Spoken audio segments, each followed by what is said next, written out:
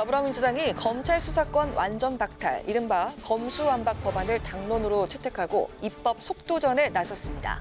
국민의힘은 대선 불복 의도냐고 반발하며 필리버스터도 고려하는 등 총력 저지를 예고했습니다.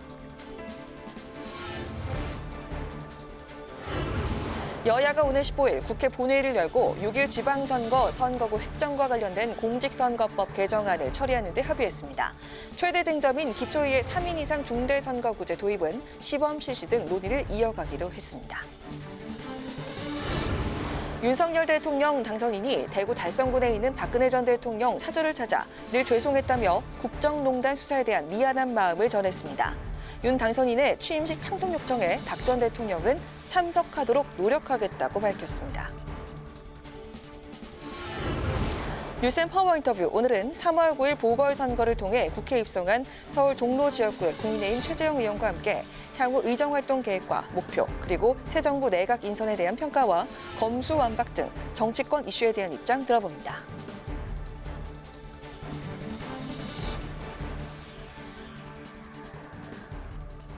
여러분 안녕하십니까? 4월 12일 의정종합뉴스 뉴스엔 시작하겠습니다.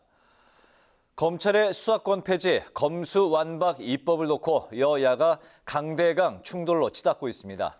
더불어민주당은 새 정부 출범 전 검수완박 입법을 위한 당론을 채택했습니다. 국민의힘은 맹목적인 검찰 무력화 시도라고 비판하면서 무제한 토론, 필리버스터 등 입법 저지 방안을 검토할 것으로 알려졌습니다. 취재기자 연결해서 소식 알아보겠습니다. 박지영 기자.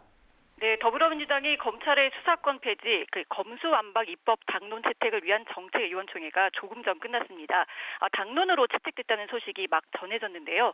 앞서 의총에서는 검수완박 입법 시기와 방법을 충분히 더 논의해야 한다며 속도 조절이 필요하다는 의견도 나왔지만 윤호중 비상대책위원장과 박홍근 원내대표 등 당 지도부는 개혁에는 시기가 있다며 새 정부 출범 전 검수완박 입법 추진의 필요성을 강조했습니다. 그러면서 입법 로드맵도 밝혔는데요. 이달 안에 국회에서 검수완박 법안을 통과시키고 다음 달 3일 현 정부의 마지막 국무회의를 관련법 공포일로 잡았습니다. 국민의힘은 민주당의 검수완박 법안을 권력형 비리 방탄 악법으로 규정하고 맹목적인 검찰 무력화 시도라고 강하게 비판했는데요. 민주당이 검수완박을 통해 이재명 전 경기지사의 대장동 게이트와 청와대의 울산시장 선거 개입 의혹 등 민주당 인사들의 권력 비리에 대한 수사를 막겠다는 의도라는 겁니다. 그러면서 국민의힘은 필요하다면 검경 수사권 조정이 안착된 후에 국회에 관련 특위를 구성해 논의하자고 제안했습니다. 정의당도 민주당의 검수완박 법안에 대해 시기나 절차, 내용 면에서도 동의하기 어렵다며 거듭 반대 의사를 밝혔습니다. 국민의힘은 민주당의 검수완박 입법 저지를 위해 무제한 토론, 필리버스터 등을 검토할 것으로 알려져 민주당이 입법 추진을 강행하면 4월 국회에서 여야 충돌은 불가피할 전망입니다. 한편 김호수 검찰총장도 국민을 위한 결정을 해달라며 검수완박 법안 처리를 거듭 호소하고 국회에서 통과되면 문재인 대통령에게 거부권 행사를 건의하는 안까지 검토하고 있는 것으로 알려졌습니다. 국회방송 박지영입니다.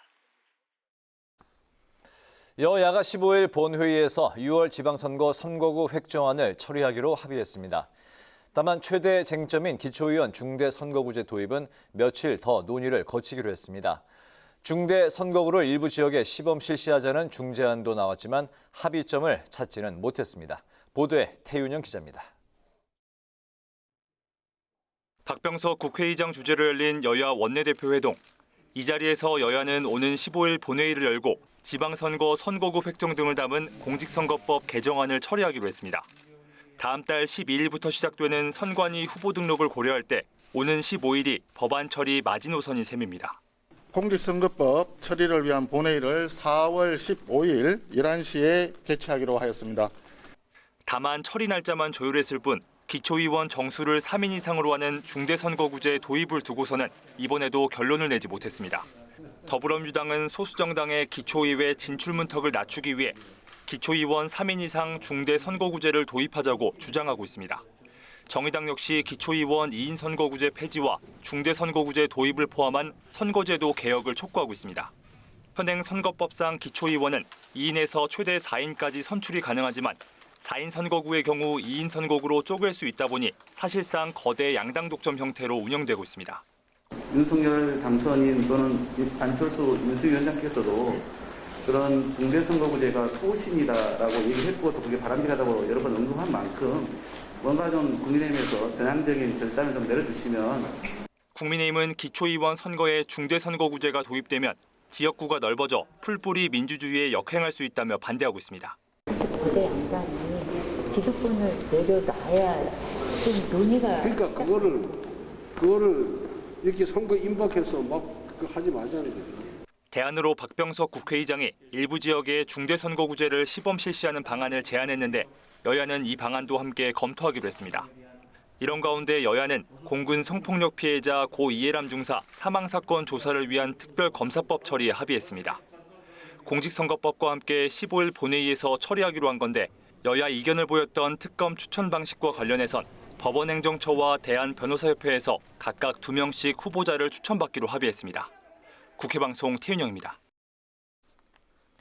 1박 2일 일정으로 대구 경북 지역을 돌고 있는 윤석열 대통령 당선인이 오늘 박근혜 전 대통령과 만났습니다. 윤 당선인은 박 전 대통령에게 미안한 마음을 전했다고 밝히고 박 전 대통령의 명예회복과 정책 계승을 위해 노력하겠다고 말했습니다. 홍혜진 기자의 보도입니다.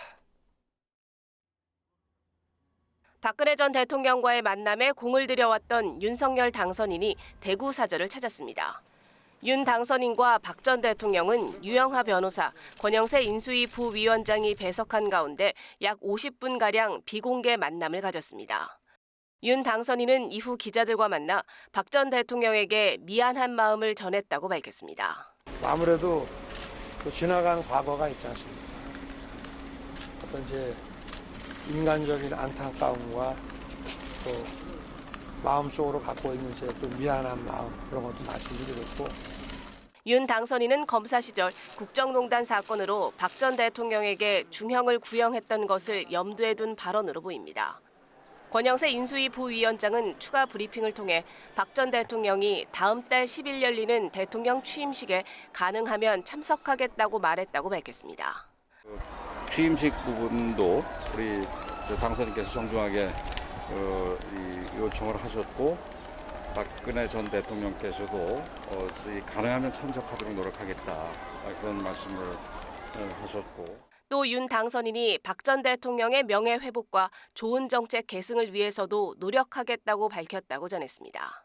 당선 후 다시 찾겠다는 지역민들과의 약속을 지키기 위해 어제 안동을 시작으로 경북 지역을 훑으며 지역 방문 행보를 펼치고 있는 윤 당선인은 오늘은 대구 동성로 등을 방문해 시민들과 인사를 나눴습니다. 윤 당선인의 지역 순회에 대해 민주당은 노골적인 선거 행보라고 비판했습니다. 지역 수건사업 약속, 국민의힘 예비후보 동반 등 사실상 지방선거를 겨냥한 노골적인 선거 전략 행보입니다. 민주당은 윤 당선인을 향해 내 편만 바라보는 선거운동에 열중할 것이 아니라 국민 통합과 민생과제 해결 의지를 보여야 한다고 촉구했습니다. 국회방송 홍혜진입니다. 6일 지방선거가 50일 앞으로 다가오며 여야 각 정당의 움직임이 빨라지고 있습니다. 더불어민주당은 광역자치단체장 예비후보를 검증하기 위한 면접에 돌입했고 국민의힘은 11곳의 경선 대진표를 확정하며 본격적인 당내 경쟁의 시작을 알렸습니다. 이매련 기자가 취재했습니다. 더불어민주당 광역단체장 후보자 면접은 17개 광역단체 중 광주와 전남, 대전 등 9개 광역단체 예비후보들을 대상으로 진행됐습니다. 면접은 도덕성 검증 위주로 이뤄졌으며 예비후보자 1명씩 면접을 보는 방식으로 진행됐습니다. 최대 승부처로 꼽히는 경기, 서울, 부산 등 나머지 8개 지역에 대해서는 내일 모레 면접이 진행되며 서울시장 후보를 전략 공천한다면 면접을 진행하지 않을 수 있습니다. 민주당은 이번 심사에 정당 사상 최초로 빅데이터를 활용한 인공지능 면접 플랫폼을 도입했는데 온라인 뉴스, SNS 등에서 1년간 쌓인 50만 건의 키워드 데이터 등을 빅데이터로 분석해 지역별 면접 질문을 만드는 방식입니다. 그래서 중요하게 생각하는 지역 현안들을 발굴하고 또 이에 대한 후보자의 이해도와 역량을 공정하게 평가할 수 있는 그런 새로운 면접 방법을 도입했습니다. 이를 통해 우리 당의 경쟁력 있는 후보가 잘 선출될 수 있기를 기대합니다. 국민의힘 공천관리위원회는 11개 지역 광역단체장 경선 후보자를 발표했는데 최대 격전지인 경기지사 후보 경선은 김은혜 의원과 유승민 전 의원의 2파전으로 치러지게 됐습니다.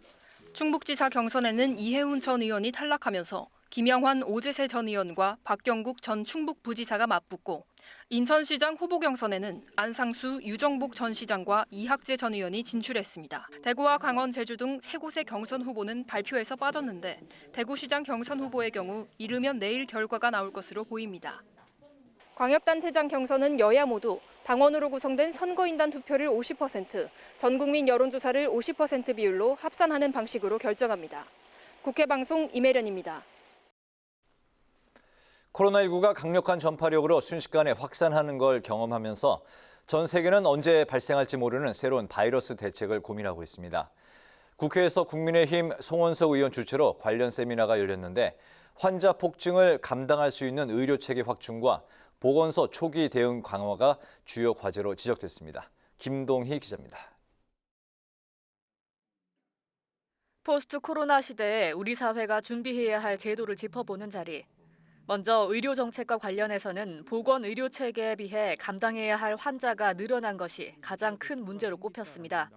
고령화에 코로나19 여파가 더해져 재정 위기가 가속화될 것을 동시에 감안해야 하는데 재정이 부족해 의료 보장 수준이 떨어지는 일이 없도록 하고 노인 환자 치료와 간병에 대한 대비책을 마련해야 한다는 의견이 나왔습니다. 코로나가 없었다면은 그냥 단순히 이전에 그 고령 환자들에 대한 변하는 의료 수요와 서비스들에 대해서 준비를 했으면 되는데 거기다 추가적으로 롱 코비드라고 하죠 요즘에 그런 어떤 이 조금 더 취약해진 어떤 환자군들과 그리고 일상적으로 이제 발생할 코로나 환자들에 대한 치료 병상들이 또 지난 2015년 메르스 사태를 겪고도 별다른 대비책 없이 코로나19를 맞아 혼돈을 겪었다는 비판도 나왔는데 어떤 종류의 바이러스가 유행하든 보건소의 초기 대응 역할 강화가 필수적이라는 지적이 나왔습니다. 아주 저가의 의료기관으로 전락이 돼버리고 만 거죠. 이렇게 싼 가격에 치료해주고 물리치료도 하고 그러면서 이제 보건소가 본래의 기능인 그런 방역 기능이나 이런 것에 대해서 잃어버린 겁니다. 사회복지 정책을 두고는 자녀 돌봄 정책 문제가 다뤄졌는데 공보육 시설 확충이나 현금 서비스 지원 외에도 아이를 돌보면서 겪는 어려움을 최소화하기 위해 직장 근로시간 유연화 등 제도 보완이 필요하다는 의견이 제시됐습니다. 시설에서 돌보더라도 어떠한 시설에서가 중요해지겠죠. 그리고 가정에서 돌봤을 때 그러한 서비스의 검증은 어떻게 할 것인지 단순히 현금만 지원을 했을 때 그 가정들이 다 넉넉하게 아이를 돌볼 수 있는 환경이 아닌데 이런 또 격차가 벌어지는 그런 사회에서는 어떤 식으로 이거를 제도를 공고하게 해야 할 것인가. 자녀 양육에 대한 어려움이 저출산 문제의 가장 큰 요인으로 꼽히는 만큼 아동에 대한 투자를 어떤 방향으로 해나갈지 사회적 고민이 필요한 것으로 지적됐습니다. 국회방송 김동희입니다. 윤석열 대통령 당선인이 이르면 내일 2차 내각 인선을 발표할 것으로 전망되는 가운데 더불어민주당은 명확한 인사검증 기준을 밝히라고 촉구했습니다. 민주당은 논평을 통해 통합의 상징인 공동정부는 출범도 하기 전에 파열음을 내고 있고 1차 발표에서 능력은 후보자와의 인연, 특정 지역, 특정 학교의 끼리끼리 인선으로 귀결됐다며 이같이 밝혔습니다. 한편 민주당은 윤 당선인의 40년 친구인 정호영 보건복지부 장관 후보자에 대해 과거 칼럼에서 암 치료의 특효약은 결혼이라고 하는 등 의사로서의 부적절한 인식과 표현은 매우 충격적이라며 자진 사퇴를 촉구했습니다. 국민의힘은 대통령직 인수위원회가 요청한 다주택자 양도소득세 중과유예를 정부가 거부한 데 대해 유감을 표했습니다. 권성동 원내대표는 오늘 원내대책회의에서 문재인 대통령이 부동산 하향 안정화를 이유로 인수위 요청을 거부했다며 부동산 정책 실패의 책임을 새 정부에게 떠넘기려는 의도라고 비판했습니다.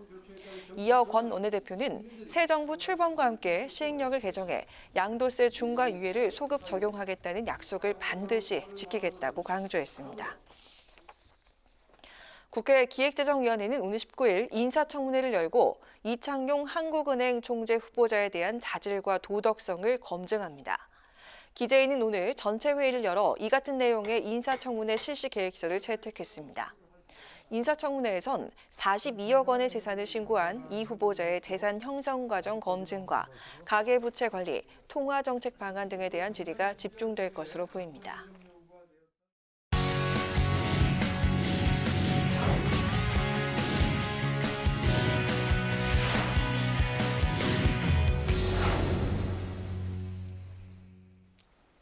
네, 오늘 이슈 분석 장정현 기자와 함께합니다. 장 기자, 어서 오세요. 안녕하세요. 네. 민주당이 조금 전 결국 그 검수완박 입법을 당론으로 채택을 했네요. 그렇기 때문에 앞으로 이제 여야뿐만 아니라 민주당, 검찰과 갈등도 이제 좀 불가피해 보이게 됐네요. 네, 민주당이 이 5월 3일 공포를 목표로 문재인 대통령 임기가 끝나기 전에 이 검수완박 입법을 강행 처리하기로 했습니다. 이 의총에서는 신중론, 소토 조절론도 있었는데요. 그러나 검찰이 검언 유착 의혹을 받았던 이 한동훈 검사장을 무혐의 처분한 것을 근거로 들어서 수사권 분리의 당위성을 주장한 데 이어서 네. 최근 검찰의 이 집단 항명을 입법부에 대한 도발로 규정하면서 이렇게 민주당이 처리 방침을 굳힌 걸로 보여집니다. 네. 새 정부 출범을 지금 이제 앞두고 있는 상황이기 때문에 여야 갈등이 앞으로 이제 좀 극심해 보이는데 그 민주당 입장에서는 또 이제 뭐 지방선거구도 앞두고 있는 상황이라 검수완박 입법을 강행 처리하는 게 상당히 또 부담으로도 작용을 하겠네요. 네, 이 새 정부 출범도 있고요. 말씀하신 네. 것처럼 이 6.1 지방선거를 앞두고 있기 때문에 국민들에게 입법 강행 이미지가 좋을 수는 없을 것 같습니다. 더군다나 이번 대선 0.73%포인트 아주 근소한 차이로 진 민주당 입장에서는 이 검수완박 갈등이 지방선거에서 또다시 악수로 작용하는 것 아니냐 이런 우려도 정치권 일각에서 나오고 있습니다. 이 검찰총장 출신의 윤석열 당선인을 이 차기 대통령으로 이끈 결정적 상황이 바로 이 검수완박입니다. 윤 당선인이 지난해 3월 총장직을 중간에 내려놓으면서 검수완박에 강하게 대항했던 건데 총장직을 내던지기 직전에 했던 말이 검수완박은 부패를 완전히 판치게 하는 부패 완판이다입니다. 결국 윤 당선인이 검수완박의 부정적인 입장이라는 건 모두가 알고 있는 사실인데요. 하지만 당선인이 된 이후에는 이 검수완박에 대한 입장 표명은 하지 않고 있습니다. 네. 어쨌든 조금 전 그 민주당은 어쨌든 그 당론으로 검수완박을 이제 채택을 했고 앞으로 이제 또 그 입법 절차가 어떻게 이제 진행이 되느냐가 이제 지켜볼 사안인데 검찰이 더욱 강하게 이제 반발을 하겠네요. 네, 그렇습니다. 이 문재인 정부에서는 지난해 1월 이미 이 검경 수사권 조정을 한 바 있습니다. 그때도 검찰은 강하게 반발했는데요. 그 조정에 따라서 현재 검찰은 부패와 경제, 공직자, 선거, 그리고 방위사업과 대형 참사 등 이 6대 범죄 수사만 할 수 있도록 수사권이 조정됐고 이 나머지 수사권은 경찰에 이관됐습니다. 민주당의 두 번째 검찰개혁, 이 검수완박은 검찰에게는 기소권과 영장 청구권만 남기고 사실상 수사권 자체를 박탈해서 이 견제 없는 권력인 검찰의 힘을 빼겠다는 겁니다. 검찰은 이 검경 수사권 조정이 검찰 권한의 양적 축소에 관한 문제였다면 검수완박은 검찰 문을 닫느냐 마느냐 이렇게 생존의 문제로 보고 있습니다. 검찰의 이런 정서를 보여주는 대목이 바로 어제 김호수 검찰총장의 발언인데요. 수사 기능이 폐지된다면 검찰총장이 저로서는 더 이상 직무를 수행할 의미가 없다. 이렇게 친정부 성향의 김 총장도 검수완박을 막아내는데 총장직을 거는 등 이 검찰이 집단 반발하면서 민주당과 검찰의 이 강대강 충돌은 불가피해졌습니다. 네.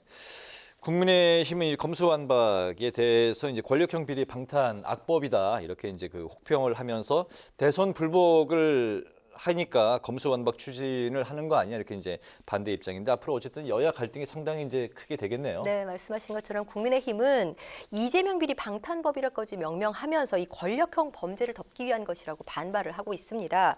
대선 기간에 드러난 이재명 전 경기지사와 그 배우자 김혜경 씨의 권력형 범죄에 면죄부를 받겠다는 의도가 깔린 것 아니냐 이건데요. 이 정권 교체기 문재인 정권에 대한 검찰 수사 이미 시작됐다고 보는 시각이 많습니다.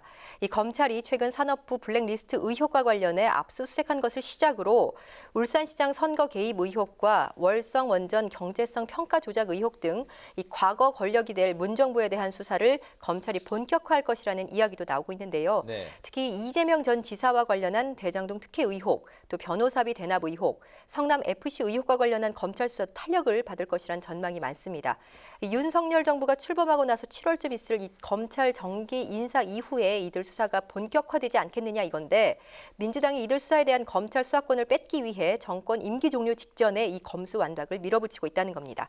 국민의힘은 이 민주당이 입법을 강행할 경우 국회 본회의에서 필리버스터 등 물리적 저지를 행사하는 방안도 검토하고 있습니다. 네. 민주당이 이제 검수완박을 입법 처리하기 위해서는 민주당 현재 의원 수 172석 이외에도 더 추가로 이제 의석수가 필요한 거죠. 그렇기 때문에 정의당이나 시대 전환 또 다른 무소속 의원, 그 친여 성향의 의원들의 또 동의가 필요한 상황이죠. 네, 민주당이 이 검수완박을 밀어붙이려면 이제 국민의힘은 필리버스터로 맞불 작전에 나서길 뻔하기 때문에 네. 이런 그 의원수 그 셈법을 좀 해야 됩니다. 네. 만약 본회의가 열린다면 이 110명의 국민의힘 의원들은 4월 국회 내내 5월 5일까지 필리버스터를 끌고 갈 가능성을 배제할 수 없기 때문인데요. 따라서 4월 국회에서 이 법안 처리를 하기 위해서는 투표를 통해 필리버스터를 종료시켜야 하는데, 이때 제적 의원 5분의 3 이상의 찬성이 필요합니다. 네. 이 180명의 의원 동의가 필요한 부분인데 민주당은 말씀하신 것처럼 172석, 8명의 의원이 부족하기 때문에 결국 6석의 의석을 가진 정의당과 이 친여 성향의 소수정당인 시대전환, 기본소득당, 그리고 민주당 출신 무소속 의원들이 협조를 해줘야 안정적인 투표 의석수를 충족할 수 있습니다. 이 정의당의 의중이 중요할 수밖에 없는데, 우선 정의당은 검수완박에 충분한 국민적 공감대가 형성되지 않았고 진영 갈등만 커질 뿐이라며 반대 입장을 밝히고 있습니다. 민주당으로서는 부담이 되는 대목일 수밖에 없는데요. 오늘 의총에서도 이런 우려는 나왔습니다. 정의당의 동참과 민주당의 일치 단결 없이는 통과가 불가능하다, 이런 내용이었는데요. 이 4월 국회에 뜨거운 감자가 될 검수완박, 이 입법 처리 여부 끝까지 잘 지켜봐야 할 것 같습니다. 네. 오늘 이슈 분석에서는 정치권에 첨예한 이슈인 검수완박 진행 상황을 중심으로 분석해봤습니다. 장종현 기자 수고했습니다.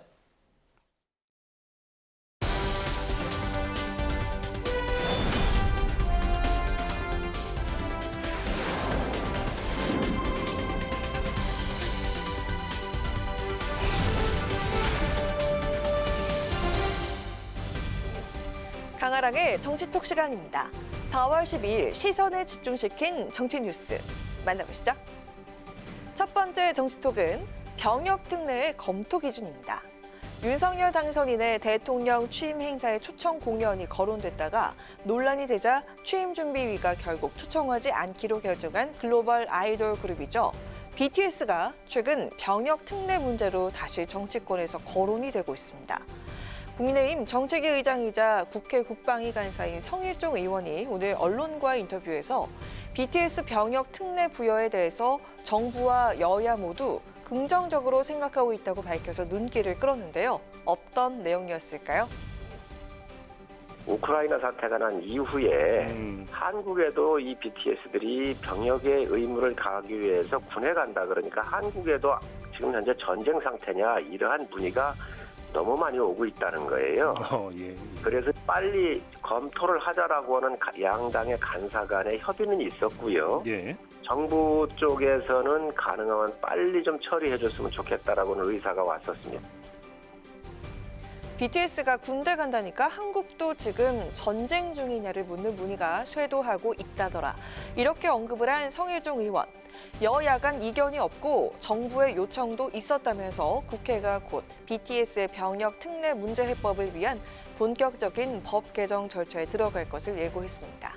현재 국회에는 큰 업적을 세운 대중예술인도 예술요원으로 편입할 수 있도록 하는 내용의 병역법 개정안이 계류돼 있는 상황인데요. 성현은 BTS 병역 특례 문제를 공평성과 국가 기여도 두 가지 측면에서 긍정적으로 검토해야 한다고 강조했습니다. 예를 든다고 하면은 클래식 기타 연주회에서 1등을 하거나 전주 대사슴 놀이 같은 데에서 우승을 해도 병역에 면제를 주고 있습니다. 그래미상이라든가 또 빌보드 어워드라든지 아메리칸 어워드 같은 세계의 팝을 주도하고 있는, 문화를 주도하고 있는 데에서 우승을 했었을 경우에는 이게 안 들어가 있어요. 그래서 균형 있게 좀 잡아야 되겠다라고는 생각을 하고 있고요. 가장 중요한 게 국가 기여도입니다. 빌보드에서 우승을 한번 올라가면 약 1조 7천억 정도의 경제 유발 효과가 있습니다. 현재 병역 특례를 받고 있는 예술인이나 체육인은 42개 분야입니다. 경제 유발 효과가 큰 BTS 같은 대중문화 예술인 역시도 공평성이나 국익 차원에서 이들과 공평하게 병역 특례가 검토돼야 한다는 게 성의원의 설명입니다. 사실 BTS의 병역 특례 논란 이번이 처음이 아니죠. 지난 2018년 BTS가 빌보드 200 차트에서 2회 연속 1위를 기록했을 때도 갑론을박이 일었었는데요. 국민적 여론은 찬성 의견이 다소 높게 나타나고 있지만 병역 의무를 진 20대 남성들 중심으로는 BTS 군면제가 공정과 상식이냐라면서 반대 목소리도 높은 게 현실입니다. 과연 여야 정치권이 국민적 공감대를 통해 이번엔 BTS 병역 특례 문제 결론을 낼 수 있을지 국내뿐 아니라 전 세계 팬들의 관심이 모아지고 있습니다. 이어서 오늘의 두 번째 정치톡은 작심 행동과 작심 발언입니다. 어제였죠. 대통령직 인수위원회 기획조정본부가 인수위원인 국민의당 이태규 의원이 돌연 인수위원직을 사퇴하면서 정치권과 언론의 이목이 집중됐습니다. 이 의원은 인수위원직 사퇴뿐 아니라 새 정부 첫 내각에도 참여할 의사가 없다고 밝혔는데요. 윤석열 당선인과 안철수 인수위원장 간의 단일화를 이끌어낸 주역이자 안 위원장의 최측근인 이 의원의 갑작스러운 사퇴 선언에 정치권 일각에선 공동정부 구상에 균열이 생긴 게 아니냐는 관측이 제기가 됐습니다. 이 의원의 이 같은 작심 행동이 윤 당선인에 대한 항의 표시란 해석인 건데요. 국민의당 측에선 전날 발표된 1차 내각 인선에 안 위원장의 측근이나 추천 인사가 한 명도 반영이 안 됐다는 점을 지적했습니다. 당사자인 이태규 의원이 현재 코로나19 확진 판정을 받아서 출근하지 않고 있는 상태고 주변 사람들과도 연락을 주절한 것으로 알려진 가운데 이번엔 안철수 인수위원장도 직접 작심 발언에 나서서 눈길을 끌었습니다. 제가 인수위원장을 맡게 된 이유도 함께 새 정부의 그 청사진을 제대로 그려가는 것이 아주 중요한 일이기 때문에 그 청사진을 제대로 실행에 옮길 만한 능력 있는 분들을 또 추천도 해드렸습니다. 그렇지만 그 인사는 당선인의 목 아니겠습니까? 인선 과정에서 특히 제가 전문성이 있는 분야에 대해서는 조언을 드리고 싶었습니다만 그런 과정은 없었습니다. 새 정부 내각 인선과 관련해 자신이 전문성 있는 분야에 대해서 조언을 하고 싶었지만 그런 과정이 없었다라고 언급한 안철수 위원장. 인사는 당선인의 몫이라면서도 그야말로 뼈 있는 발언을 던진 건데요. 이태규 의원의 사퇴 이유와 관련해선 구체적 언급 없이 대선과 후보 단일화, 또 인수위 과정에서 여러 가지 어려움이나 힘든 점이 많았고 감당하기 힘들다는 뜻을 전해왔다면서 본인도 이 의원을 설득했지만 워낙 사퇴 의지가 굳었다고 설명했습니다. 한편 비슷한 시각 윤석열 당선인의 비서실장인 장제원 의원은 이태규 의원이 내각 인선 때문에 사퇴한 건 아니고 안철수계와의 파열음도 없다. 잘 진행될 것이다. 이렇게 낙관을 했다고 하죠. 한쪽에선 작심 행동과 작심 발언이 그리고 또 다른 쪽에선 낙관론이. 양측의 온도차가 이렇게 큰 상황에서 앞으로 있을 내각 추가 인선과 공동정부 추진, 또 국민의힘과 국민의당 합당까지 파장이 미칠지 여부는 좀 더 지켜봐야겠습니다. 지금까지 강아랑의 정치톡이었습니다.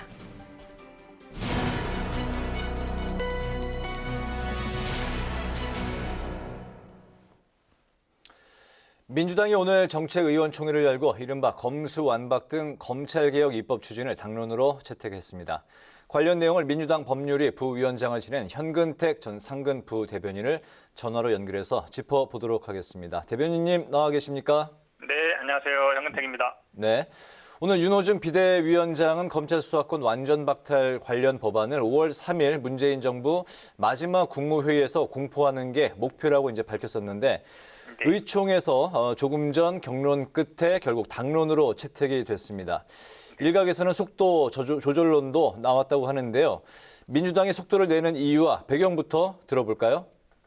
일단은 당론 채택은 어느 정도 예상이 되던 거고요. 지금 아마 지지자들이나 당원들의 요구가 굉장히 높습니다. 이게 왜냐하면 개혁 입법으로 처리해야 된다는 것이고 왜 하필이면 지금 하느냐 이 말씀들을 많이 하시는데요. 사실은 저는 좀 개인적으로 늦었다고 생각합니다. 지난번에 오히려 그 지난번 검찰 개혁할 때 했어야 되는데 좀 남겨놓은 거죠. 그러니까 큰 틀로 보면 수사와 기소 분리. 저는 뭐 검수완박이라 표현 안 하고 수사 기소 분리라고 말씀드리고 싶은데요.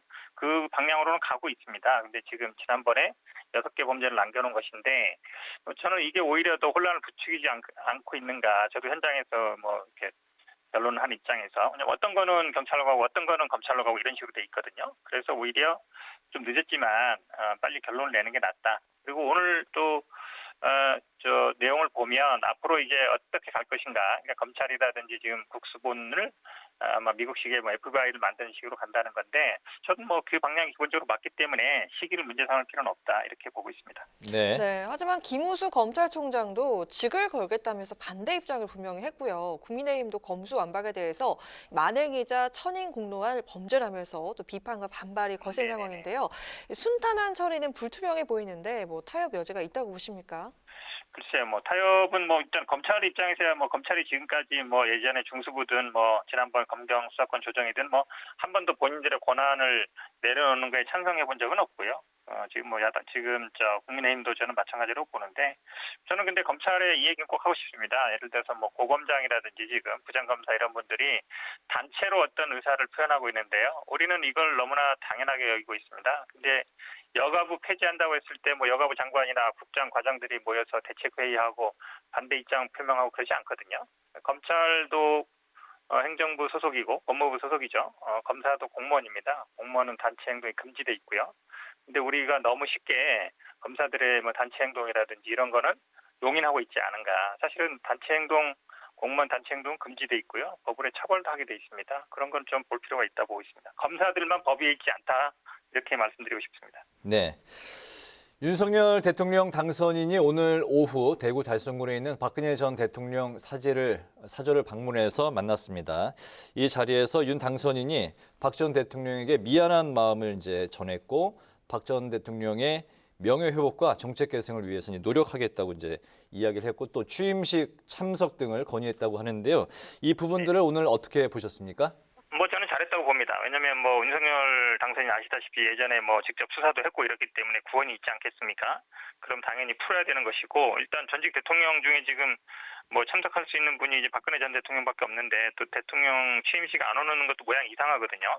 그럼 일단 당연히 초청을 하는 게 맞고 그런 면에서 본다 그러면 뭐 어쨌든 찾아뵙고 서로 이제 뭐 구원은 풍건을 잘했다고 보는데 좀 이제 유영하 변호사가 배석하고 또 권영세 부위원장이 배석한 게 약간 제가 보기엔 좀 약간 좀 정치적인 행동 아닌가.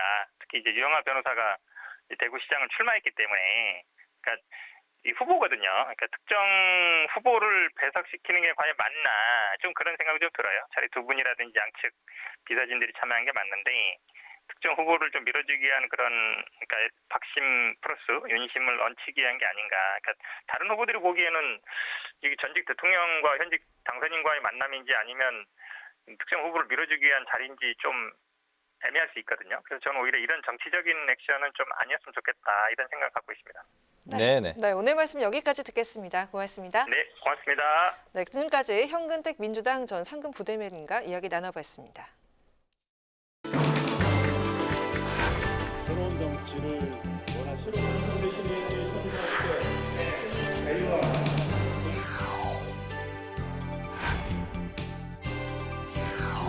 조정 능력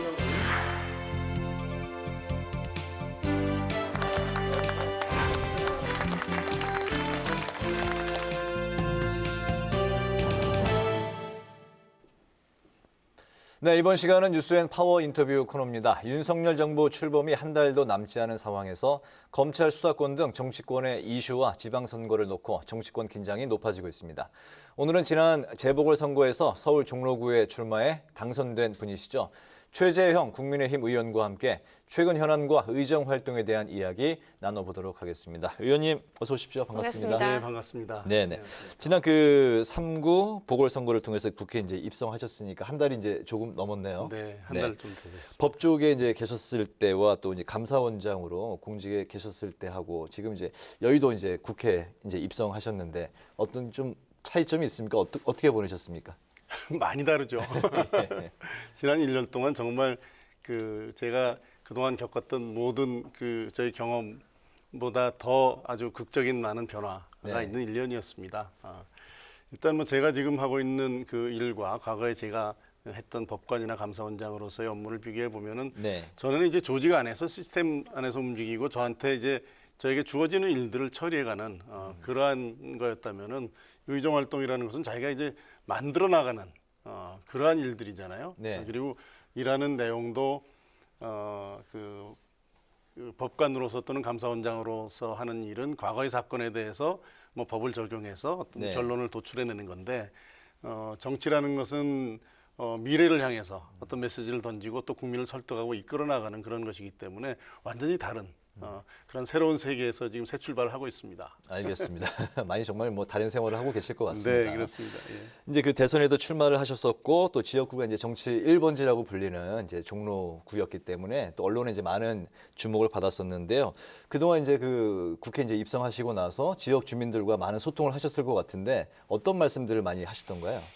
일단 종로는 사실은 그 정치 1번지라는 그러한 이름으로 상징되는 곳이죠. 그런데 정치 1번지라는 것이 종로의 어떤 정치적인 움직임이 전국적인 영향을 미칠 수도 있다는 점에서 명예로운 이름이기도 하지만 사실은 역설적으로 그 가운데 그 종로 구민들의 어떤 삶, 민생은 좀 소외되는 그러한 면도 있었습니다. 그래서 지금 그 종로의 그 큰 거리를 조금만 벗어나면 아직도 낙후된 지역이 많아서요. 종로 구민들은 이제 종로가 좀 새롭게 변화하고 발전해야 되겠다라는 그런 말씀들을 아주 많이 해주셨습니다. 특히 지난 한 10년 또는 12년 동안 이제 뭐 구청장이나 또는 국회의원 이제 민주당 출신들이 계속 해오셨는데 전체적인 이 구정의 어떤 그 방향이 국민들의 삶을 좀 더 개선하고 개발하는 것보다는 도시 재생이라는 이름으로 이제 보존에 치우친, 물론 보존할 것은 보존해야 되겠지만 굳이 보존하지 않아야 될 것도 이제 보존에 치우친 그러한 정책을 펼치다 보니까 주민들이 굉장히 그 주거 환경이나 이런 것들이 많이 불편하셨죠. 그래서 좀 이제는 뭔가 새로워져야 된다는 그런 말씀을 가장 많이 해주셨고요. 그 다음에 이제 제가 또 처음 정치를 하다 보니까 기억에 남는 것이 뭐 국민의힘이나 민주당이나 우리가 당신들이 우리한테 해줄 수 있는 게 뭐냐. 정치는 정치인들끼리 하는 거지 우리 삶이랑은 관계없이 관심 없다. 이런 말씀들을 하시는 분들이 계셔요. 그게 사실은 저는 처음 정치를 하는 사람 입장에서 굉장히 제 어깨를 누르는 그러한 말이었습니다. 그렇군요. 정치에 대한 어떤 무관심이 결국은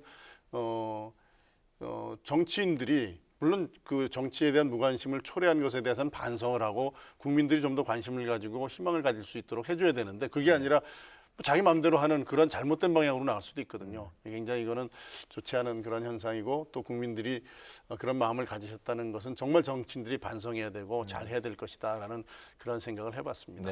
정치 냉소주의요? 네, 그렇습니다. 알겠습니다. 또 당선 후에 상임위 활동은 산자중기로 희망을 하셨다고 들었는데 희망하신 대로 또 배정이 됐습니다.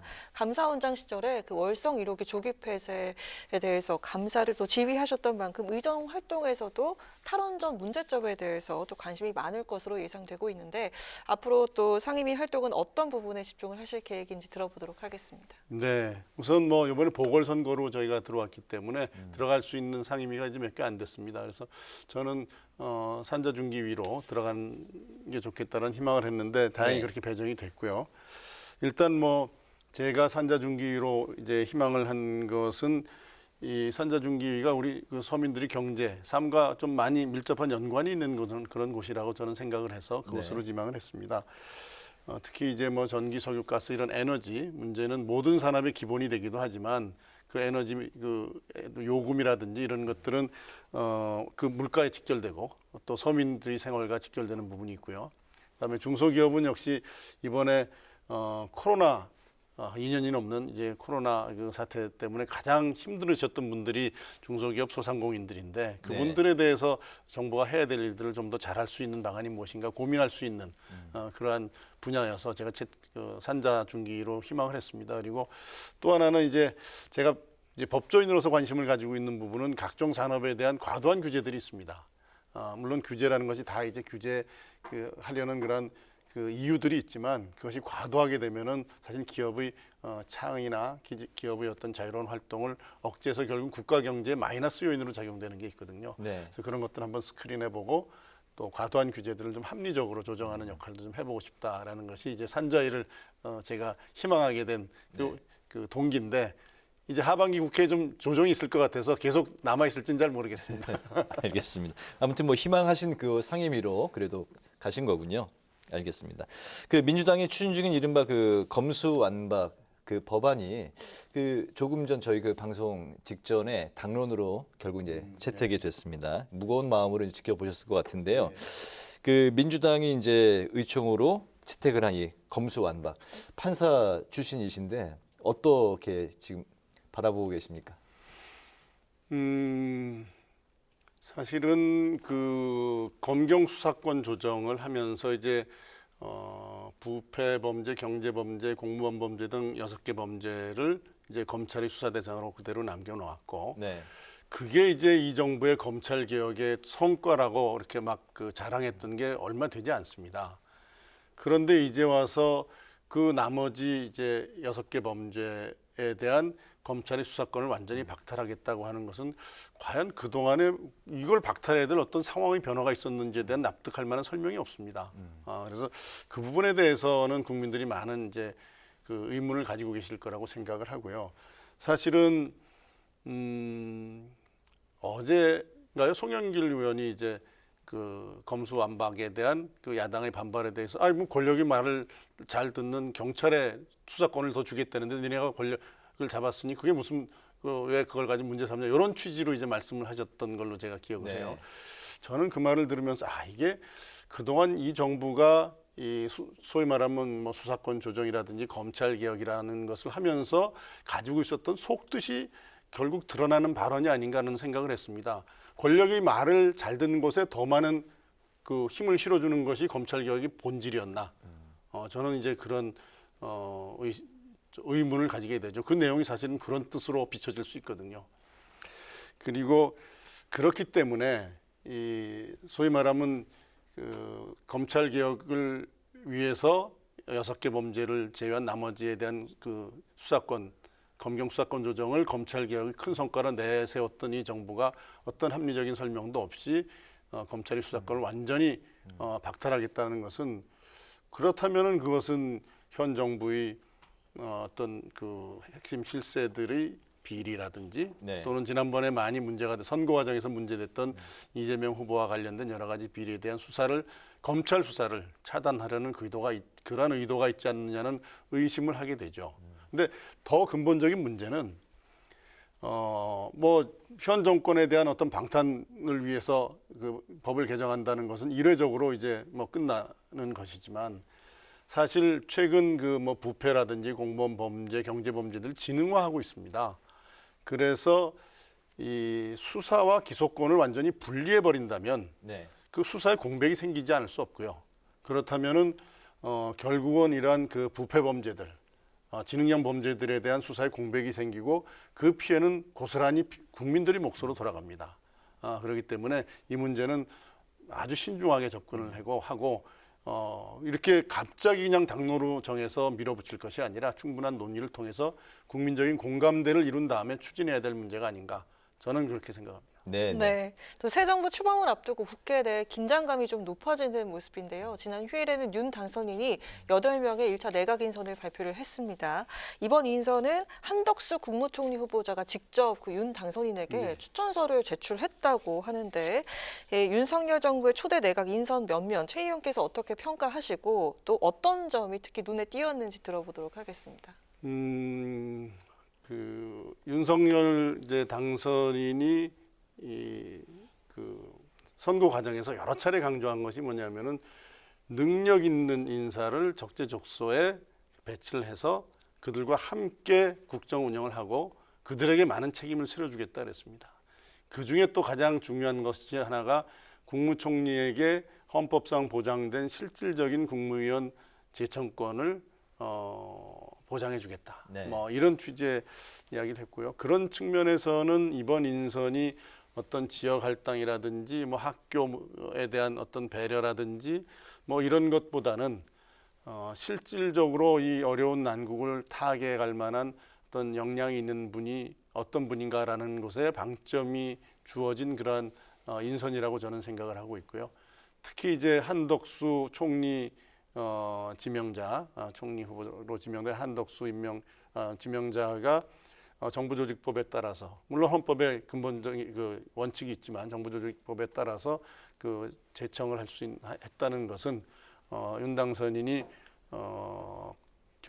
대선과 선거 과정에서 약속했던 그러한 정말 헌법과 법률에 맞는 제왕적 대통령제를 이제 극복하는 헌법과 법률에 맞는 권력 행사, 권한 행사의 어떤 하나의 본을 보여주지 않았나 그런 생각을 합니다. 네네, 알겠습니다. 이번 그 인선에 대해서 민주당 측에서는 원칙 없는 나눠먹기 인사라고 이제 비판을 하고 있고, 그런 상황에서 이제 한덕수 총리 후보자 인사청문회가 이제 또 여러 가지 이야기가 나오고 있는 상황입니다. 김앤장 법률사무소에서 받은 고액의 연봉, 그리고 또 재산 형성 과정에서 이해충돌 논란 등이 이제 이야기가 나오고 있는데요. 그 의원님께서는 이런 부분들에 대해서 어떻게 바라보고 계신지, 그리고 인사청문회만 되면 이게 이제 도덕성과 능력, 마치 그 동전의 양면처럼 좀 이야기가 되고 있는데, 인사 검증은 어떤 부분에 가장 초점을 맞춰야 되는지 한번 생각을 들어보겠습니다. 네, 한덕수 이제 총리 지명자의 그 김앤장 고문 경력, 그다음에 또 재산 형성 과정에 대한 그 여러 가지 그 문제 제기가 있는 건 잘 알고 있습니다. 그 문제는 뭐 제가 이 자리에서 자세한 내용을 다 파악하거나 그 한덕수 그 총리 지명자의 소명을 들은 게 아니기 때문에 자세히 말씀드릴 수는 없겠고, 이제 청문회 과정에서 소명이 나오겠죠. 근데 중요한 거는 한덕수 이제 총리 지명자는 이미 이제 김대중 정부 노무현 정부에서 요직을 다 거쳤고 총리까지 이제 지내셨던 분이고, 또 국정 이 경영 능력이나 이런 데 대해서는 검증이 된 분입니다. 그래서 아마 그 지금 이제 더불어민주당에서도 인선 과정에서 과거 이제 본인들이 집권했을 때 그 요직을 맡았던 분들이 인사검증 과정에서 나오지 않았던 이야기들을 새로 말씀하시는 거는 좀 어떻게 보면은 정치적인 공세가 아닌가 그렇게 보여질 면이 있다고 보고요. 그리고 이제 그 공직 마지막으로 아마 주미대사를 마치시고 나서 이제 한동안 오랫동안 공직을 거치지 않으면서 공직을 떠나 있으시면서 이제 그 김앤장 고문을 하신 게 문제가 되는데, 사실은 김대중 정부와 노무현 정부에도 잠깐 김앤장 고문을 하신 적이 있는 것으로 알고 있습니다. 뭐 길진 않겠지만. 그래서 결국은 고문했다는 것 자체보다는 그 과정에 있어서 뭐 세금 납부라든지 이런 문제가 있는지 여부를 주로 보시고 소명을 들은 다음에 판단하면 될 것 같습니다.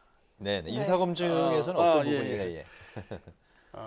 사실은 지금 우리나라의 어떤 인사검증 시스템이 도덕성에 치우친 그러한 것들이어서 이제 흠결없는 사람을 고르다 보니까 여러 가지 그 문제점들이 있었던 건 사실입니다. 그래서 저는 지난 다른 자리에서도 말씀드렸지만 도덕적인 흠결이라든지 이런 것 반드시 저희들이 검증해야 될 부분이긴 하지만, 그런 것들은 약간 좀 비공개 그 상황에서 좀 철저히 검증을 하고, 그 다음에 이제 공개된 인사청문회에서는 국정 운영 능력이라든지 자기의 책임에 자기가 맡을 그 직책에 알맞는 어떤 역량과 비전을 가지고 있는지 그런 걸 좀 주로 검증했으면 하는 것이 제 생각입니다. 알겠습니다. 네. 언젠가 의원님 인터뷰 내용에서 좌우명이 의원이라는 걸 봤는데요. 지금도 같은 마음으로 또 의정 활동에 임하고 계신지 궁금한데요. 이 새로운 환경에서 참 의연하게 대처하기가 쉽진 않지만 제가 여러 가지 어려운 그런 새로운 상황에서도 흔들림 없이 국민들만 바라보며 이렇게 뚜벅뚜벅 걸어가려고 노력하고 있습니다. 네, 좋습니다. 의정 활동에서도 의연한 모습 기대해 보면서 마지막으로 앞으로 목표와 계획 어떻게 잡고 계신지 들어보도록 하겠습니다. 뭐 일단 제가 그 국회의원이 됐으니까 국회의원이 가장 기본적인 임무는 이제 입법 활동 아니겠습니까? 그래서 좋은 법을 이제 만들어야 되고, 또 나쁜 법은 좀 고쳐야 되고, 그런 입법 활동에 저희 뭐 가장 큰 노력을 기울여야 되겠고요. 그 다음에는 뭐 상권 분립의 그 원칙에 따라서 국회가 해야 될 일, 정부의 대한 적절한 견제, 그리고 또 저는 뭐 정부에 대한 비판뿐만 아니라 잘하는 부분에 대해서는 또 국회가 좀 칭찬도 해주고 밀어주고 하는 그런 것들도 필요하다고 봅니다. 네네. 그리고 이제 정치적인 측면에서는 국민들이 정말 바라는 어떤 비전을 제시하고 그런 이념이나 정파를 넘어서 국민들의 어떤 희망을 드릴 수 있는 그러한 정치, 그리고 또 요즘 이제 흔히 얘기하는 이제 협치라고 얘기하는데 여야 간의 어떤 극한적인 대립을 넘어서 국민을 위해서 같이 이제 마음을 모으는 그런 정치를 하는데 제가 해야 될 역할을 열심히 해보겠습니다. 알겠습니다. 오늘 그 뉴스앤파워 인터뷰는 이제 마칠까 하는데 혹시 뭐 특별히 못하신 말씀 있으시면은 듣고 없으시면 이제 마무리를 하겠습니다. 마지막 의원으로서의 포부까지 다 말씀을 드렸는데. 네네. 예. 알겠습니다. 오늘 그 뉴스앤파워 인터뷰에서는 새 정부 내각 인선 그리고 검수완박 등 정치권 이슈에 대해서 지금까지 최재형 국민의힘 의원과 관련 이야기를 나눠봤습니다. 의원님 오늘 말씀 잘 들었습니다. 네, 고맙습니다. 네, 예, 감사합니다. 경기 북부와 강원 북부를 시작으로 오늘 밤사이 전국에 비가 내리겠습니다. 모레 낮까지 산발적으로 비가 이어지면서 제주도에 최고 60mm, 경기 남부와 강원 충청 북부 지역엔 최고 40mm 정도 꽤 많은 비가 내리겠는데요. 그 밖의 지역은 비의 양이 많지는 않겠지만 곳곳에 돌풍이 불고 벼락이 동반되면서 비가 요란하게 내리겠습니다. 네, 오늘 뉴스에는 여기서 마치겠습니다. 시청해주신 여러분 고맙습니다.